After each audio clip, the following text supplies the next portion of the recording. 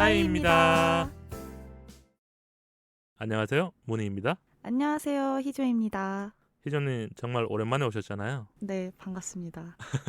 제가 기억하기로는 작년 12월에 오시고 6개월 만에 오셨는데 혹시 뭐 방송 갔다 와서 기억 남는 게 있을까요? 제가 지난 방송 때 마지막으로 희조님 혹시 앞으로의 계획이 어떻게 되시냐는 질문에 개인전, 전시회를 꼭 하고 싶다고 말씀을 그렇죠. 드렸던 것 같은데 그 기억이 사이에 나요. 제가 전시회를 단체전 한 건, 개인전 한 건을 했습니다. 축하드립니다. 잘 됐네요. 그럼 개인 전시랑 단체 전시를 하고 나서 소감은 어때요? 일단 개인전이 처음이었어서 준비하는데도 새로운 경험들이었는데 이제 개인전은 이제 단체전보다 저만을 위해서 보러 와주시는 분들을 처음 만나는 거였어서 오로지 독자분들, 그 팬분들이니까. 그쵸. 그래서 정말 새로운 감정들을 많이 느꼈습니다. 저 전시 기간에 눈물도 흘렸어요, 막. 뭐랄까 나도 모르는 묘한 감정들이 네. 그 전시를 하면서 많이 느껴지는 거군요. 네. 생각보다 제 그림을 물론 저는 아직 많이 알려진 편은 아니니까 많지는 않지만 그래도 적지만 깊게 좋아해 주시는 분들이 몇몇 계시더라고요. 충성심이 높은 네, 골수 팬들이라고 네. 할 수 있는 분들. 그래서 깜짝 놀랐어요. 그리고 제가 어느 날 전시 준비도 너무 힘들고 막 뭐 갖가지 힘들고 너무 잠도 못 자고 가장 지친 날 이제 어떤 어머니랑 따님 두 분이 저를 보러 왔다가 제가 상주하는 날이라고 해놓고 늦게 간 거예요.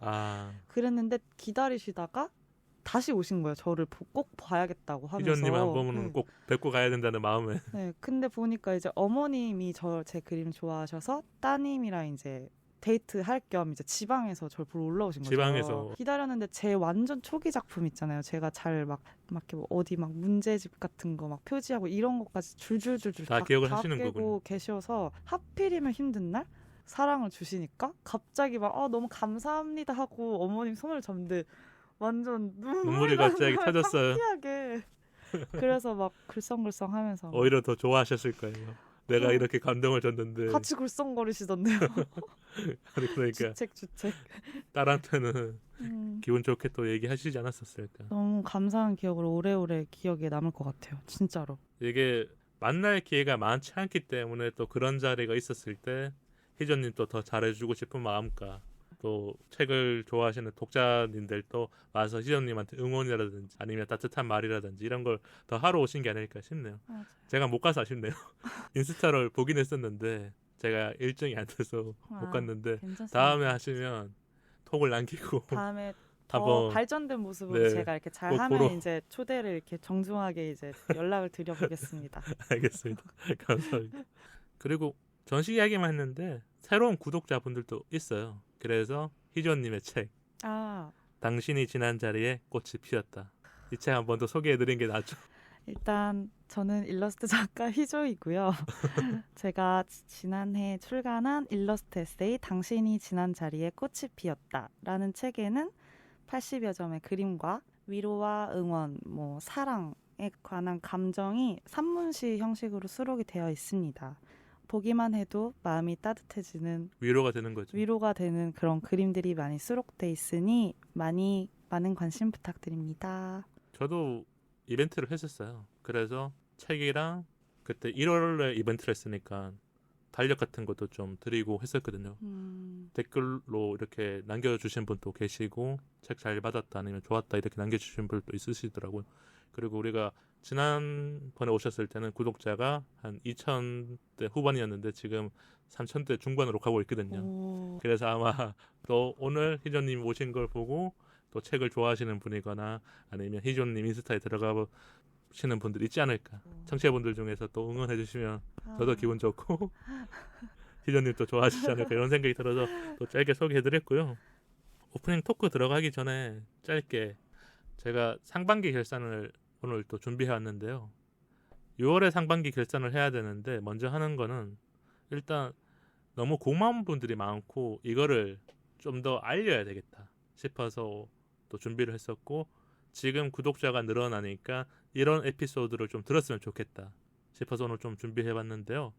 사이상담소 중에서 가장 많이 들었던 에피소드는 갑작스러운 이별 통보를 받았어요 이 에피소드였어요. 오늘 사연이랑 조금 비슷할 수도 있는데 제가 좀 마음이 아팠다는 건 이별에 대한 이야기를 많이 들었다는 거는 청취자분들 중에서도 이별을 하고 나서 좀 감정이입이 될 때가 있잖아요.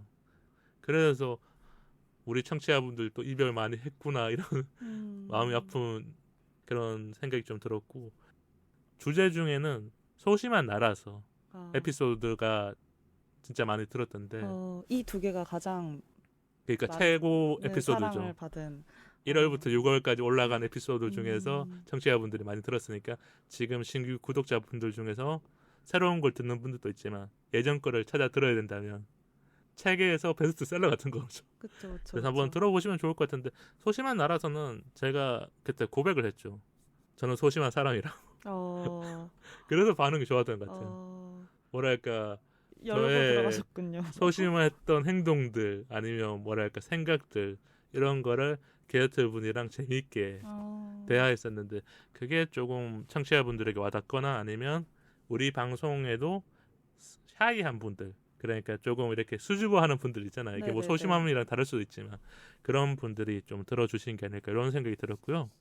또 하나 알려드려야 될 게 게스트 분들 많이 물어보더라고요.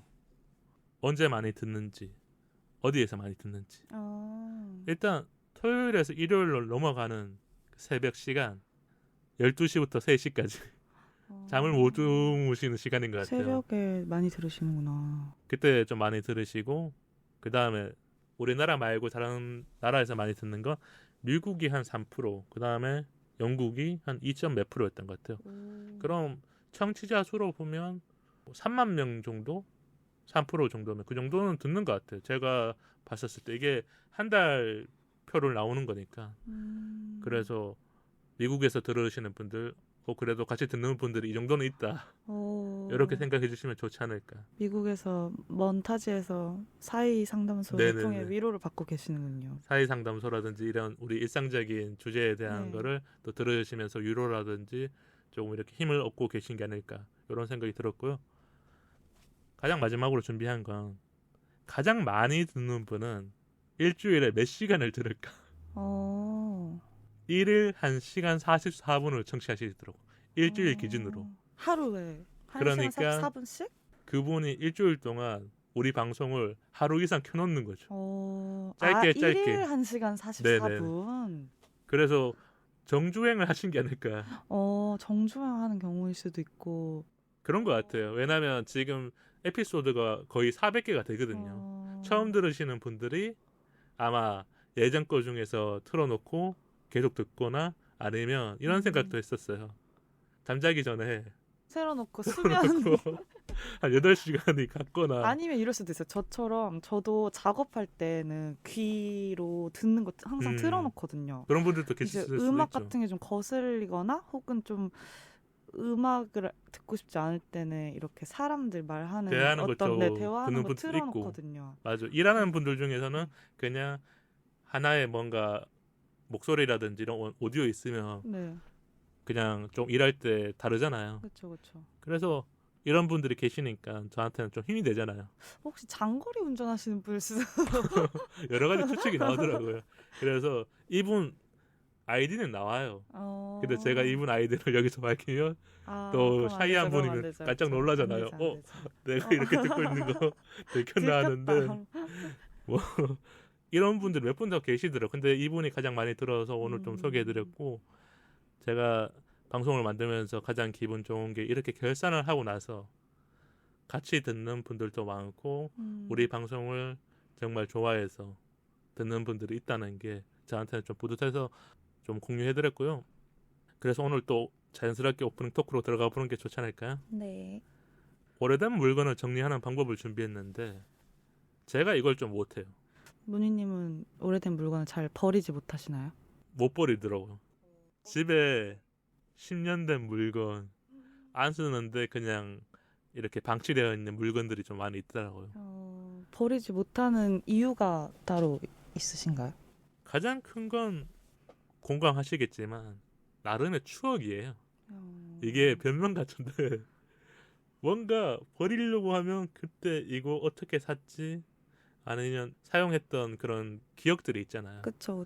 저랑 함께했던 누군가 맞아요. 뭐 아니면 가족들이랑 뭐 이런 게 있어서 안 버려야지 하다가 시간이 지나서 뭐 6년, 7년 지난 것도 있고 이사하면서 정리했는데 정리하다 보면 잘 보이는 것들은 빨리 정리하거든요. 근데 뭐 박스에 담겨 있거나 뭐 서랍장 안에 있거나 이런 것들은 그냥 바로 다 이동이 돼 버리니까 아마 모르고 안 버렸거나 이런 것들이 있더라고. 희조님은 어떠세요? 저는 저에게는 좀 습관이 있기 때문에 생각이 좀 복잡해지거나 혹은 일 때문에 머리가 좀 아파질 때 이제 자연스럽게 뭘 다 꺼내가지고 다시 정리해서 다시 넣어놓고 뭔가 분류를 다시 한다거나 그러다 보면 정리되는 바꾼다거나, 것들이 있군요. 네. 그러다 보면 자연스럽게 조금씩 그럴 때마다 버리게 돼요. 잘. 최근에는 혹시 버린 것 중에 아니면 정리한 것 중에 기억나는 게 있을까? 최근에 버린 것 중에 너무 자주 정리해서 최근에 뭘 정리했더라? 갑자기 기억이 안 나는데요. 아니면 책상을 정리한 거예요, 옷장을 정리한 거예요, 뭐 이런 공간은 기억하실 거 아니에요? 저는 일단 옷장은 계절 변할 때만 정리를 하고 제가 정리하는 부분은 제 작업방인데 작업방에 온갖 액세서리와 추억 관련된 것도 다 그 방에다가 이제 보관을 하거든요. 뭐 소품부터 선물부터. 그게 비치가 되어 있군요. 네, 그래서 뭐 이렇게 다 존들 있어요. 이렇게 소품존, 작업 도구존 이런 식으로. 저는 나름 모아둔 걸 수도 있는 거니까. 나름 그쵸. 근데 저는 그런 건 정말 못 봐요. 몽땅 연필이나 다 쓴 물감 껍데기 이런 건 또 안 작업할 때 못 사용했던 버리긴 해요. 것들이 네. 오히려 그렇군요. 네. 이미 굳은 물감인데도 그냥 걸어놓는 건 있어요. 지금 생각해 보니까. 근데 저도 그림을 조금씩은 그리거든요. 네, 네. 저 같은 사람은 네. 좀 실수하는 게 네. 자주 작업하는 게 아니니까 이것저것 많이 사놓은 게 있어요. 네. 뭐 사비라든지 그 연필도 여러 개 아니면 작업 도구가 여러 개가 있잖아요. 그런 것들을 어떤 작업통에 넣어놨는데 열어보니까 다 굳어 있거나 굳어 있거나 아니면 이거 사용 못하게끔 되는 것들이 있더라고요. 근데 그것도 못 버렸어요. 저도 그런 거는 못 버려요. 작업 도구들 이미 굳어서 딱딱해진 물감. 네, 사용 못하는데 이거 그냥 나중에 다른 거 버릴 때 같이 버려야지라는 바보 같은 생각을 하는데 이런 것들이 어떻게 보면 나름의 누군가에게는 소중하거나 아니면 누군가에게는 시간의 가치가 쌓였기 때문에 제일 힘든 게 뭘까 생각해 보니까 사진이라든지 옷. 사진은 우리에 대한 기록이잖아요. 기억이고 옷은 자주 입거나 아니면 그 옷을 사면서 어떤 경험들이 있잖아요. 네. 내가 가서 직접 사거나 뭐 인터넷 주문했지만 누구를 만날 때 이 옷 입고 가든지 이런 기억들이 같이 있어서 정리가 안 되더라고요. 그 저장 강박증이라는 게 있대요. 제 친한 일러스트 작가가 최근에 알게 돼서 저한테 공유해 준 건데 깨달았군요. 네, 저장 강박증이라는 게 있대서 그게 뭔데? 이랬는데 물건을 버리지 못하는 그런 심리적인 그런 건데 요즘에는 워낙 이런 기기들이 발달해서 최근에 저장 강박증 있는 사람들은 핸드폰 사진이 막 몇만 장씩 되는데 정리도 안 하고 지우지도 않고 같은 사진이 막 몇 장 막 같은 곳에서 찍은 사진 막 몇 장 있어도 계속 그렇게 쌓이고 뭔가 지우면 안 될 것 같고 이 추억을 그래요. 그게 이제 최근에 발달된 저장 강박증의 형태라고 하더라고요. 제가 사진첩에 한 8,000장 있어요. 근데 저도요. 전 동영상도 전 그래서 아이클라우드도 용량 제일 큰 거 쓰고 더 구매를 하신 거군요. 네. 보지도 않아요. 근데 가끔 이렇게 저는 가끔 보는데 다 못 봐요. 너무 많아서 저는. 폰 바꾸면 정리해야지 하는데 폰을 안 바꿔. 거의 핸드폰 바꾸는 게 이제 이사 가는 느낌이죠. 그런 느낌일 것 같아요. 왜냐하면 이 안에 너무 많은 것들이 담겨져 있고 모든 게 다 있잖아요.